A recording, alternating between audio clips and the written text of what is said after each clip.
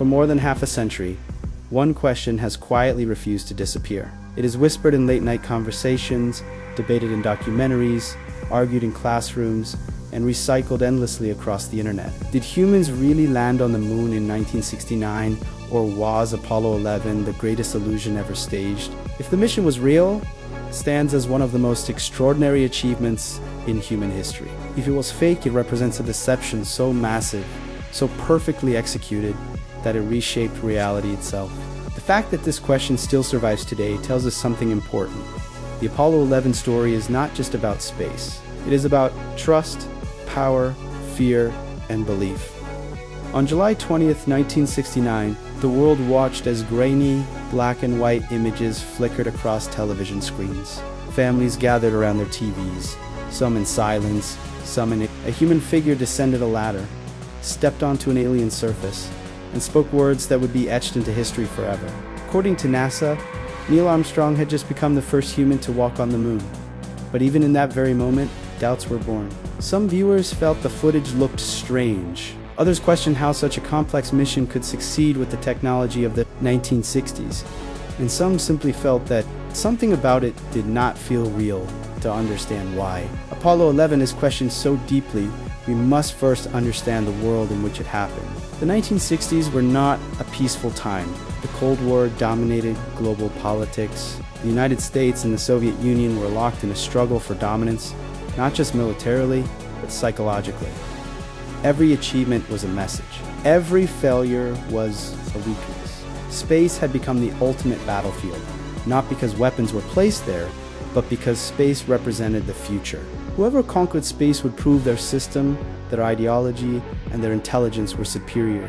The Soviet Union struck first. In 1957, Sputnik shocked the world by becoming the first artificial satellite to orbit Earth. The sound of its radio beeps echoed fear into American homes.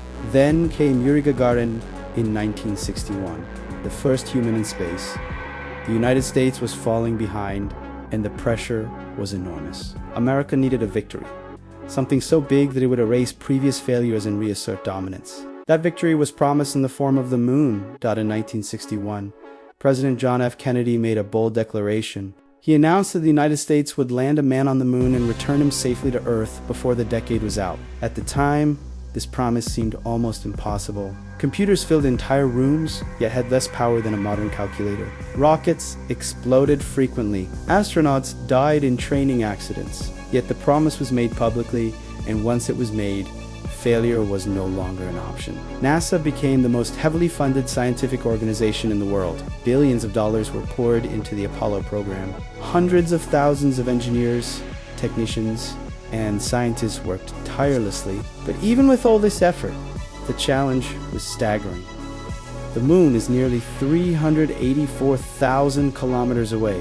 Astronauts would need to survive launch, space travel, lunar landing, moonwalks, and return, all without modern digital systems.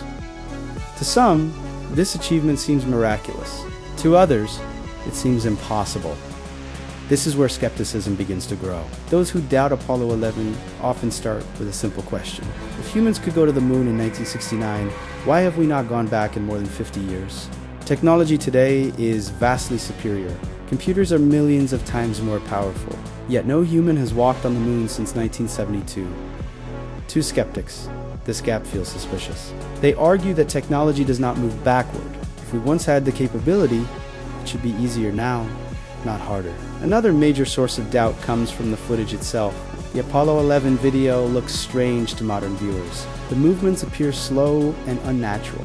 The background is completely black, with no visible stars. The shadows seem odd, sometimes appearing to come from multiple directions. Skeptics claim this resembles studio lighting rather than natural sunlight. They argue that a Hollywood soundstage could easily explain these visual inconsistencies. The American flag planted on the moon also became a symbol of controversy. In the footage, it appears to wave as if blown by wind, but the moon has no atmosphere. There is no wind. NASA explained that the flag moved because of the pole being twisted during placement and because it was designed with a horizontal rod to keep it extended. But to many viewers, this explanation feels convenient rather than convincing. Then there are the photographs. Apollo astronauts brought back thousands of images.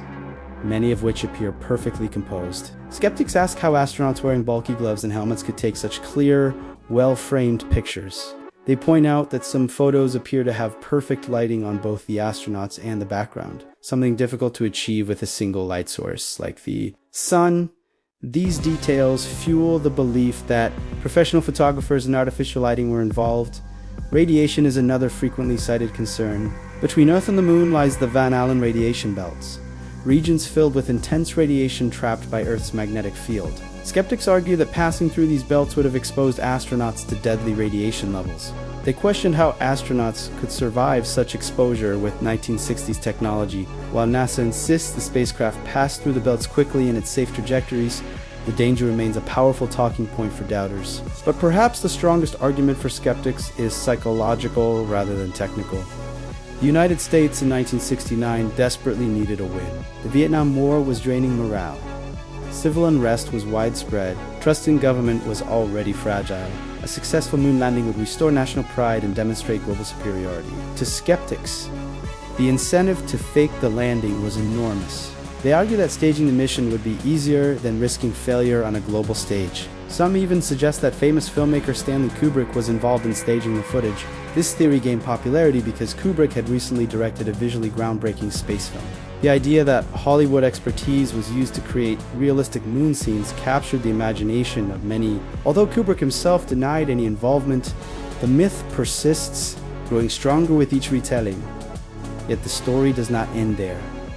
For every argument against Apollo 11, there is a counter-argument. Supporters of the mission point to physical evidence. The astronauts brought back nearly 382 kilograms of moon rocks, which have been studied by scientists around the world. These rocks have unique isotopic compositions not found on Earth. Skeptics counter by claiming these rocks could be meteorites or artificially created. Though no definitive proof supports this claim, there is also independent verification.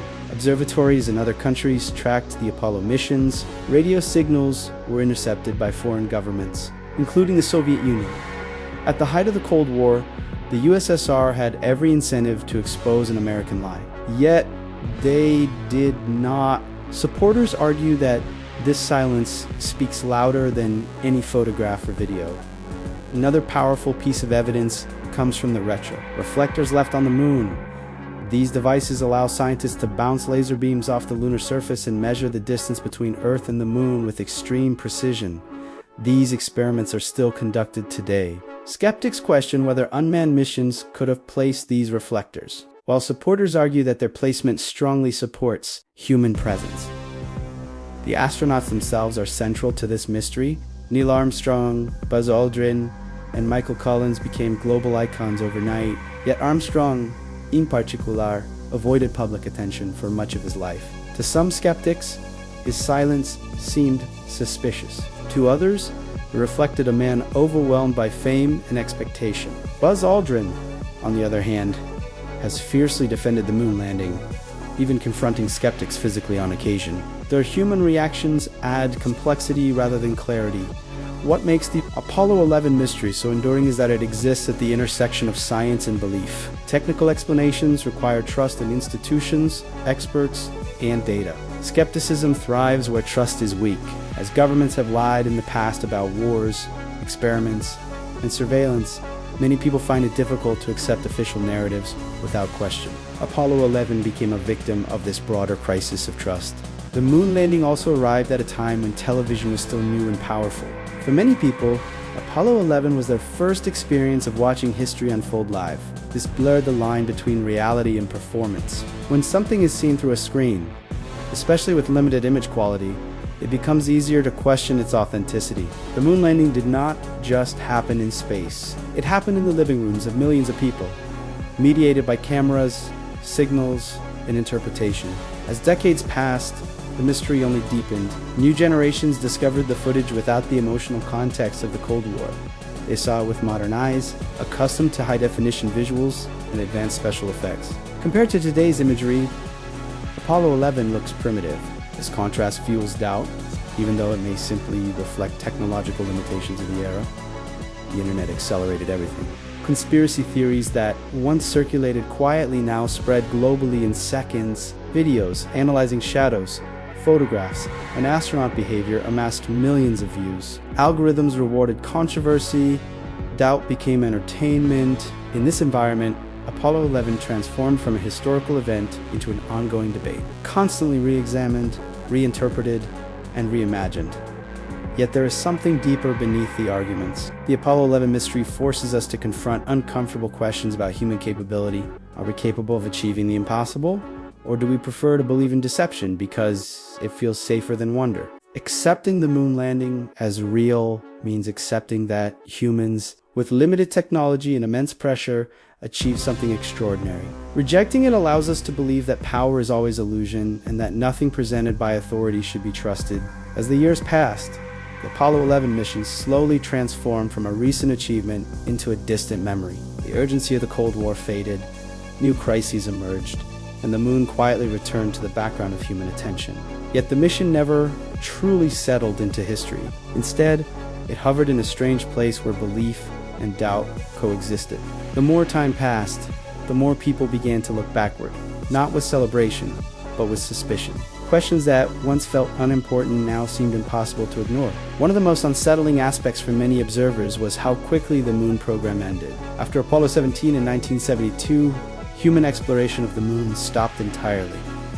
No permanent bases were built, no follow-up missions continued. The technology, the rockets, and the urgency all vanished.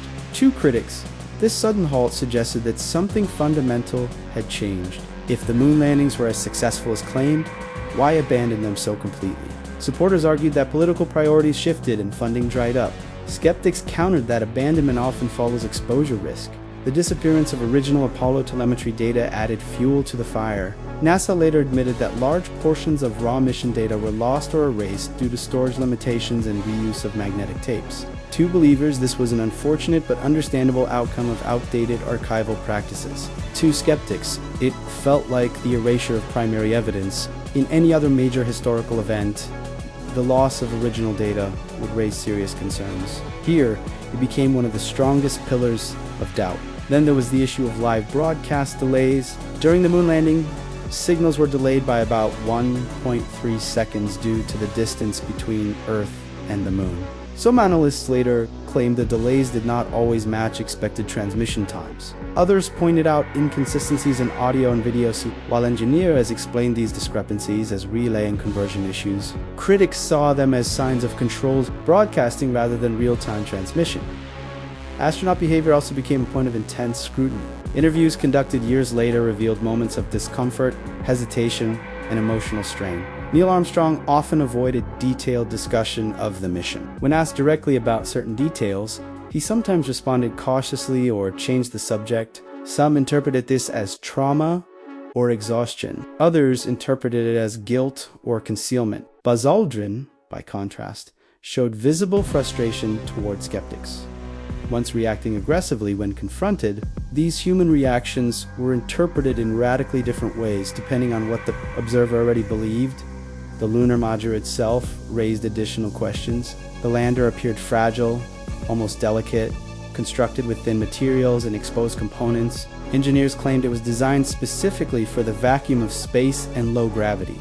Skeptics found it unbelievable that such a structure could safely land, support astronauts, and launch again from the lunar surface. The idea that something so minimal could perform such complex maneuvers struck many as unrealistic. As technology advanced, new analyses emerged. High-resolution imaging from modern lunar orbiters revealed landing sites with visible tracks, equipment remains, and surface disturbances consistent with human activity. Supporters saw this as definitive proof. Skeptics questioned the resolution limits and suggested that automated probes could have created similar evidence. The debate shifted from whether evidence existed to whether evidence could be trusted. At the heart of the controversy lies the problem of authority. NASA is both a scientific institution and a government agency. Throughout history, governments have withheld information, misled the public, and justified deception in the name of national security. Events such as Watergate, secret experiments, and classified military programs eroded public trust. For some, believing the moon landing requires trusting the same systems that have lied before. That conflict makes certainty emotionally difficult. Psychologically, conspiracy theories thrive where explanations feel incomplete. The moon landing is so extraordinary that it challenges intuition. Humans tend to doubt events that exceed personal experience. No one alive today has walked on the moon. No ordinary citizen has seen the hardware operate. Everything is mediated through images, documents, and testimony. When experience is indirect, doubt finds space to grow.